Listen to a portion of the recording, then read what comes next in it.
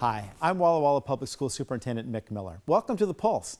It's December, and I'm in the district's support services facility. This 3-year-old facility is really serving our district well. Today, I'm in the heating, ventilation, and air conditioning shop. And later today, we're going to be talking with Dan Johnson, our facilities director, about how this facility is helping make work better in our school district. But first, I want to congratulate a group of terrific young ladies at Walla Walla High School, the members of our girls cross-country team. They have been 4-time state 4A academic champions. Just an incredible group of girls that are exceeding and excelling in the classroom. But they're also excelling on the cross-country field as well. This year, the team earned its first trip to state in over 30 years. Congratulations to Coach Mike Licati and the girls for an outstanding season, and for many of them an outstanding career. Also, as you can tell, with it being December, it's getting a little colder out there, and we're going to have more inclement weather. Be watching our website on those days where there's inclement weather to see if we have a 2-hour delay or we might have a school cancellation. You know, we do that in rare occasions, but we want to make sure that our students and staff can get to and from school safely. Also, we hope you had a wonderful Thanksgiving. With those holidays, though, in the rearview mirror and seeing winter break and Christmas just ahead of us, we know this is a really exciting time in schools for our kids. So thank you for joining us today. Welcome to The Pulse.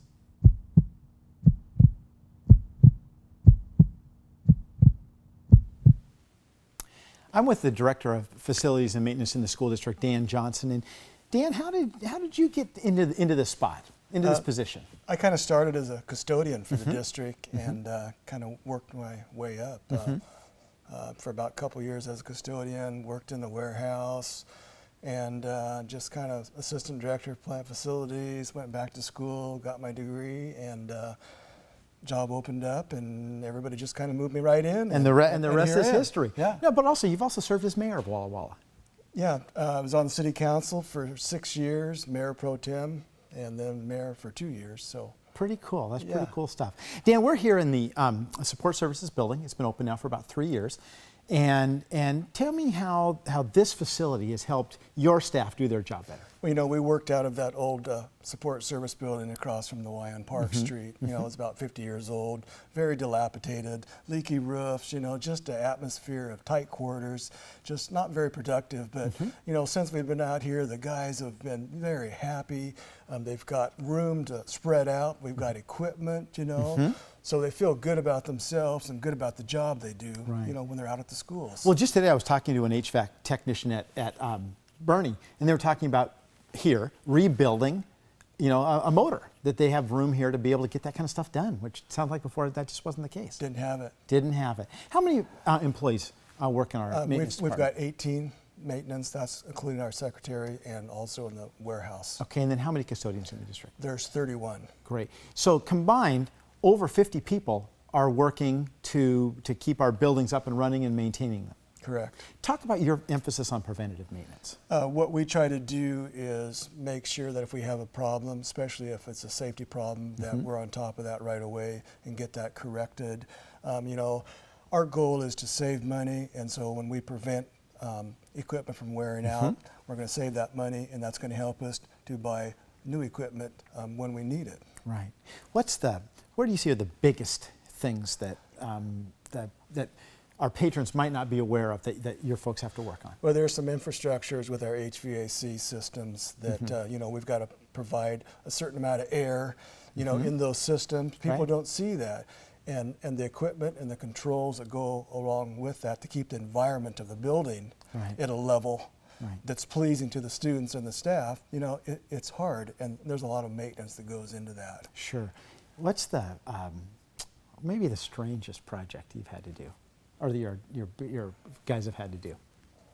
Over the years? Over the years. I'm just kind of curious. Over the years, it's these, we call them timeout rooms, where there's certain kids that just get out of control, you know, and they need a timeout. Need a timeout. So you have to build we've had to build these little areas for them. Well, I can say that on behalf of the board of directors and as superintendent, I am just amazed at the work that your crew does. I mean, we have over 1 million square feet in our school district that have to be maintained, And I just am, as well as in acres and acres and acres of grounds. And I'm just so impressed and really appreciate you and the work that your crew does. Well, I appreciate that. I've got a great crew, and I'll go to bat for them anytime. I mean, they've done an excellent job, and I know they'll continue to strive to do excellent work in the future. Great. Thanks, Dan. You bet.